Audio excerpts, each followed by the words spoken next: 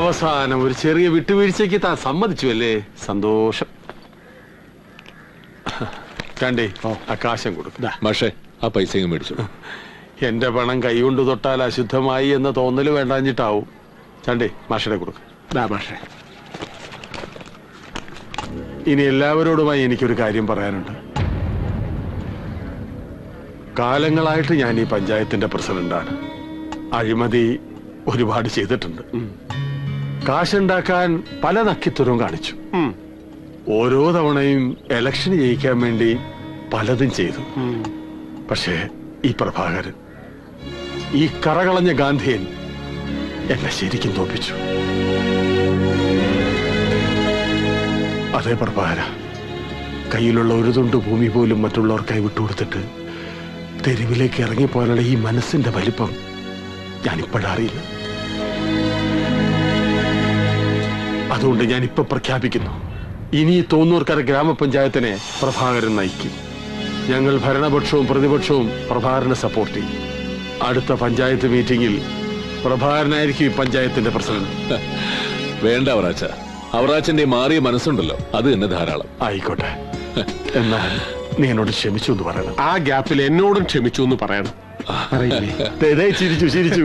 അപ്പൊ ക്ഷമിച്ചു എന്ന് ഉറപ്പായി. അതെ അതെ, എന്നാ നമുക്ക് അങ്ങോട്ട് ഒപ്പിട്ടാലോ? അമ്മയും രാധയൊക്കെ അവിടെ കാത്തു നിൽക്കുന്നുണ്ടാവും. മാഷ അവരും കൂടി സ്വർണ്ണക്കടയിലേക്ക് പൊക്കോളൂ, ഞാൻ എത്തിക്കോളാം. പ്രഭാകരനെ ഞങ്ങൾ ഡ്രോപ്പ് ചെയ്തോളാം. ശരി മാഷ.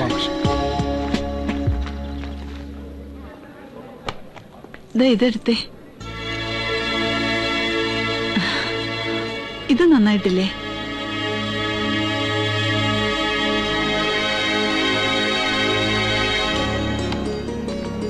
ആഹാ, ഇതുവരെ കഴിഞ്ഞില്ലേ? കഴിഞ്ഞു. കാശ് കൊടുത്താ ഇറങ്ങാം. കൊടുക്കായിരുന്നില്ല മാഷേ? നീ വന്നിട്ടാണെന്ന് കരുതി. ഓ, ബില്ല് എഴുതി. ശരി സാർ, കൊടുത്തിട്ട് വരാം. സാർ ഓ,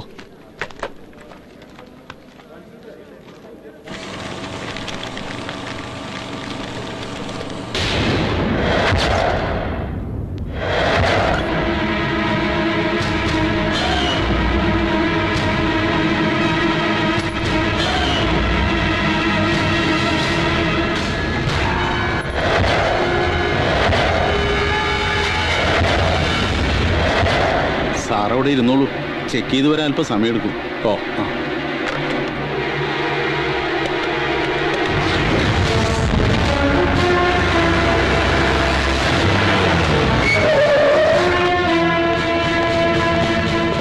ആരാ? ആ സോഫയിലിരിക്കുന്ന ആളാ. ആ പേപ്പർ വായിക്കുന്നത്? അത് തന്നെ. ഓക്കെ.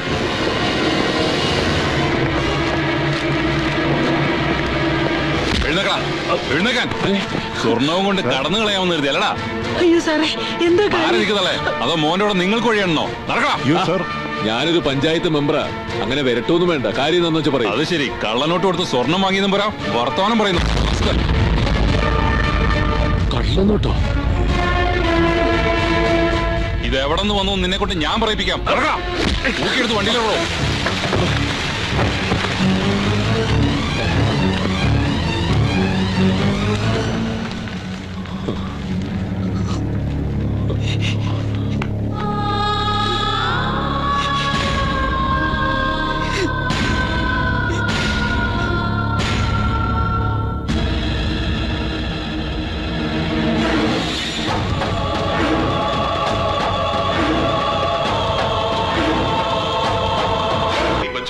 പ്രഭാകരനെ പോലീസ് അറസ്റ്റ് ചെയ്തത്.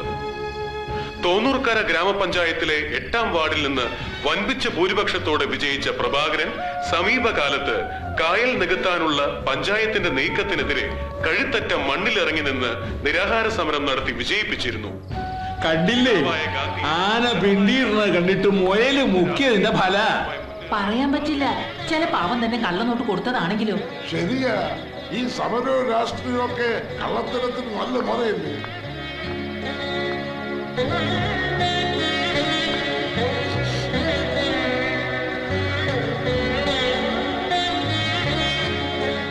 പ്രഭേട്ടനെ അവരാൻ ചതിച്ചത് രഞ്ജിനി, എനിക്കറിയാം. അത് കോടതിക്കും ബോധ്യാവും, ഉറപ്പ്. ഇത് വെച്ചേക്ക്. കുറച്ച് സ്വർണ്ണ നിന്റെ പ്രഭേട്ടം വിചാരിച്ച പോലെ ആയില്ലെങ്കിലും അത്ര മോശമാവാൻ പാടില്ല. നാളത്തെ നിന്റെ കല്യാണം. വേണ്ട, ഇനി അങ്ങനെ ഒരു ചടങ്ങുണ്ടാവില്ല. വേണം രാധേ. ചില കാര്യങ്ങൾ ഒരു തവണ മുടങ്ങിയ പിന്നെ ഒരിക്കലും അത് സംഭവിക്കില്ല. പക്ഷെ മോളെ, ഇല്ല, ആരും അറിയില്ല. ഇങ്ങനൊരവസ്ഥയില് നാളെ തന്നെ രജിസ്റ്റർ മാരേജ് കഴിക്കാൻ സുരേഷ് തയ്യാറായില്ലേ? ആ നല്ല മനസ്സിന് മുമ്പില് ഇതൊന്നും ഒന്നുമല്ല. രാധയ്ക്ക് നല്ലതേ വരൂ.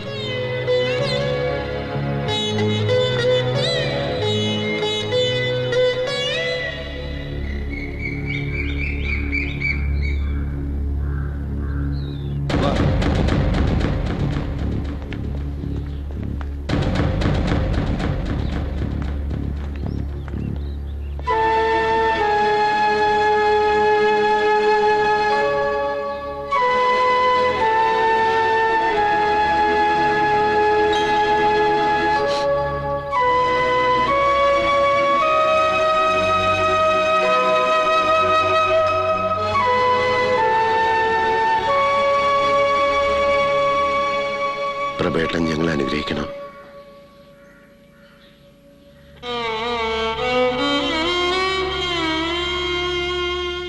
തിടുക്കായി പോയി എന്നറിയാം.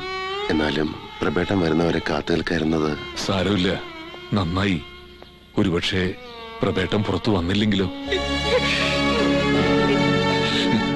ഇപ്പൊ കുറ്റക്കാരനാണെന്ന് സംശയമുള്ളൂ. നാളെ കോടതി വിധിക്കുന്നതോടെ പ്രഭാകരൻ ശരിക്കൊരു കള്ളനാവും. പിന്നെ ഒരു കള്ളന്റെ പെങ്ങളായിട്ടായിരിക്കും ഇവള് നിന്റെ കൂടെ ഇറങ്ങി വരിക. അതേതായാലും വേണ്ട, ചെയ്തത് നന്നായിടാ.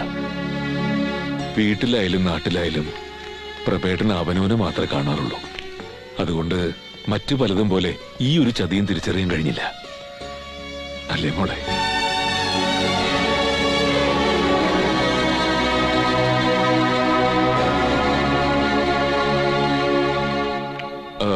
നിങ്ങൾക്കൊക്കെ ഞാൻ ഒരുപാട് നാണക്കേടുണ്ടാക്കിയല്ലടാ. പ്രധാനം പറ, ഈ ഒറ്റിന് പേരെ ഞങ്ങൾ എന്താ ചെയ്യേണ്ടത്? ഏയ് ഒന്നും വേണ്ട, ഒക്കെ എന്റെ വിധിയാവും.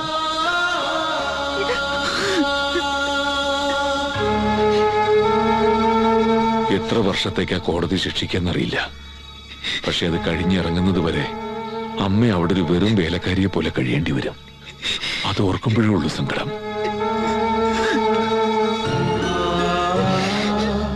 ഇന്നേ വരെ അമ്മയ്ക്ക് വേണ്ടി ഒന്നും ചെയ്യാൻ എനിക്ക് കഴിഞ്ഞിട്ടില്ല. ശരിക്കും പറഞ്ഞ ഇങ്ങനൊരു മകൻ ജനിക്കേണ്ടായിരുന്നു, അല്ലേ അമ്മേ? അതെ, സമയം കഴിഞ്ഞു. ശരിയാ, സമയം കഴിഞ്ഞു.